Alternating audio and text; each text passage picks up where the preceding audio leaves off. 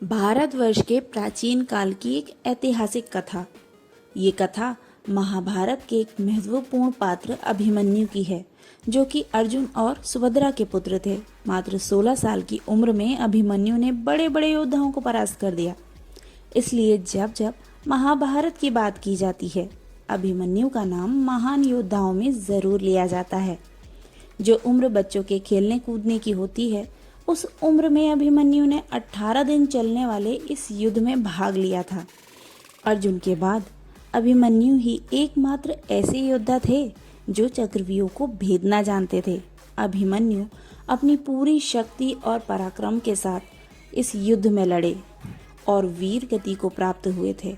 लेकिन अभिमन्यु के मरते समय कर्ण ने अभिमन्यु के कान में कुछ ऐसी बात कही थी जो कि एक योद्धा के लिए बहुत सम्मान की बात थी। ऐसा क्या कहा था कर्ण ने अभिमन्यु? नमस्कार दोस्तों, मैं नेहा अपने चैनल तरंग पर आप सभी का हार्दिक स्वागत करती हूँ। पूरी महाभारत में अर्जुन के बाद अभिमन्यु ही एक ऐसे योद्धा थे जिन्हें चक्रव्यूह भेदना आता था। कौरवों ने महाभारत में चक्रव्यूह की रचना ही अभिमन्यु के लिए की थी, क्योंकि अभिमन्यु इतने शक्तिशाली और वीर योद्धा थे कि उनको मार पाना कठिन था। युद्ध 18 दिन तक चलता रहा और इस युद्ध के 13वें दिन कौरवों के गुरु द्रोणाचार्य ने चक्रव्यूह की रचना की थी, जिससे बाहर निकलना बहुत ही मुश्किल था। परंतु अभिमन्यु अपनी पूर्ण शक्ति और साहस के साथ लड़ते लड़ते उस चक्रव्यूह के अंदर चले गए और उन्होंने अपने साहस और शक्ति का पूर्ण प्रदर्शन किया। उसने द्रोणाचार्य के धनुष को तोड़ दिया और कर्ण को 8 तीर, पितृवर्मा को 5 तीर और शकुनी को 22 तीर मारे थे। दुर्योधन, दुशासन और कृपाचार्य अभिमन्यु के सामने आने की हिम्मत ही नहीं कर सके।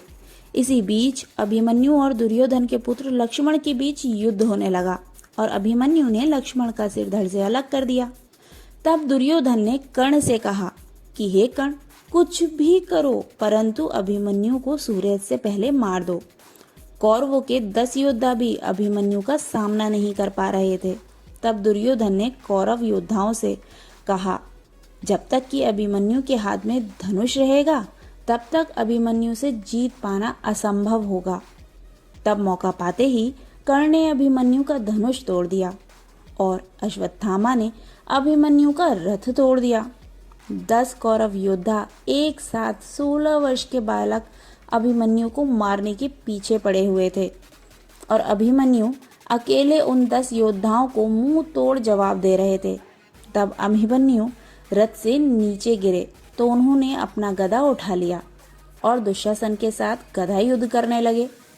काफी समय युद्ध लड़ने के पश्चात अभिमन्यु काफी घायल और लाचार हो चुके थे और काफी थक भी चुके थे।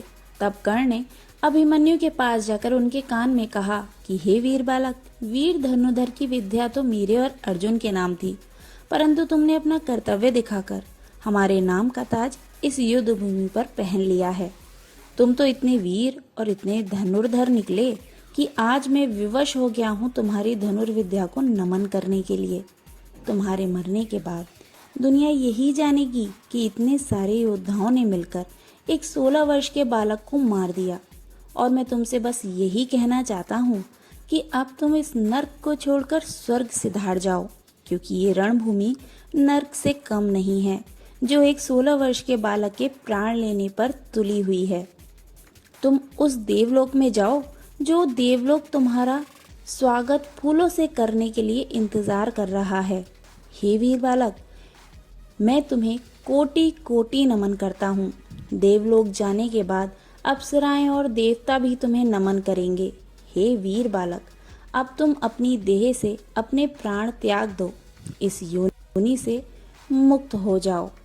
दोस्तों, ये जानकारियाँ, ये रहस्य मैं जगह जगह से इकट्ठा करके एक सही जानकारी के रूप में आप तक पहुंचाती हूँ। ये जानकारियाँ आपको कैसी लगती हैं, प्लीज़ मेरे वीडियो के कमेंट सेक्शन में शेयर कीजिए, मेरे वीडियो को लाइक कीजिए और प्लीज़ मेरे चैनल को सब्सक्राइब कीजिए।